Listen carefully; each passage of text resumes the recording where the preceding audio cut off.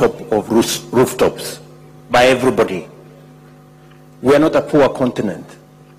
We must change the narrative. Africa is not the poor continent. It's not the desperate continent. It's not the continent of disease and poverty. We need a different, we are a wealthy continent. And we need to properly value our assets. And I agree with you, 1/3 of the world's sequestration of carbon is in this continent. The world's sequestering 30 billion gigatons of CO2. And we're getting nothing for it. And we're getting no value for it. It's not in our books. It's not in our asset register. Right? We have 60% of the world's renewable assets. We have 60% of the world's solar potential. It is not in our asset book.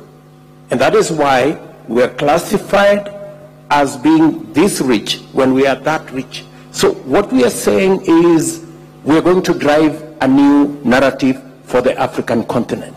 It is our responsibility to do it.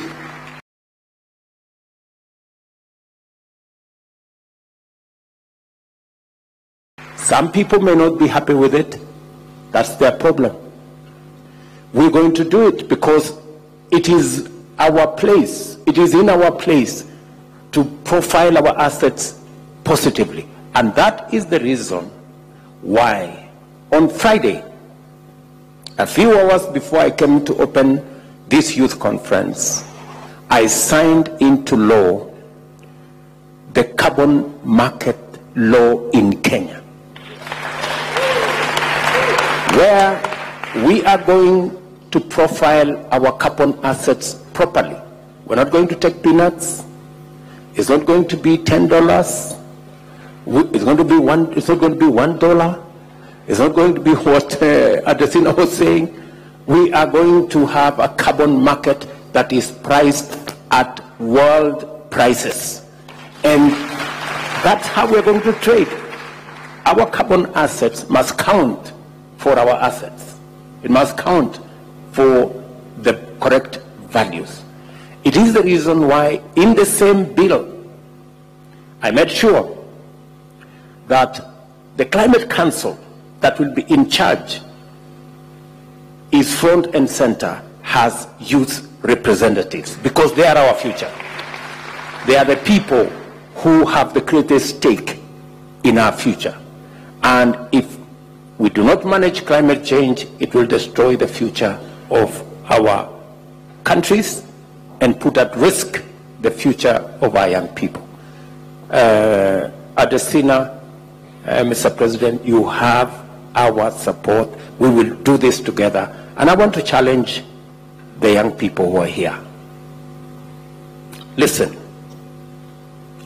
you are the biggest asset that not just Africa, but the globe has. The president, for example, of Germany came to Kenya 2 months ago, and he asked me directly, we need 250,000 young people to work for us in Germany. Right? That's our asset. So you are the biggest asset, not just for our countries, but for the globe. That's why I was saying the young people we have in this room and those outside this room are the asset that we have. You will form 25% of the global workforce. You will become 40% of the global workforce by 2050. And therefore, you need to appreciate your place in this equation. And that is why you need to be part of this conversation. And we're going to work with you. I have undertaken the request you have made that the youth aspect must not just be on the periphery. It must be part of the conversation. And I'm going to take it to the AU that every AU discussion must have youth representatives. I want you to prepare yourselves. I know we have a youth champion, the president of Burundi.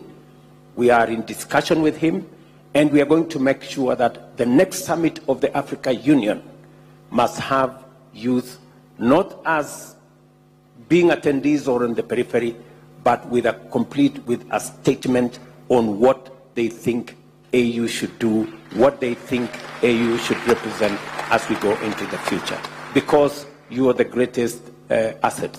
Secondly, let me ask you,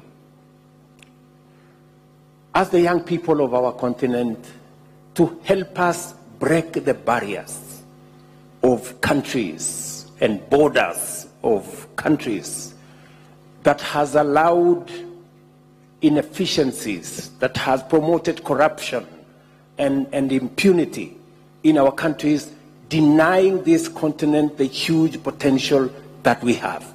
Young people, with the technology that we have, with the communication that we have, with the social media that has broken barriers, we can form one huge movement that will transform our continent and unlock the potential that Africa represents. I hope you take up that challenge and provide that leadership. We will work with you. Mr. President, I think one of the biggest opportunity we have right now is actually within the context of this assembly and in the same narrative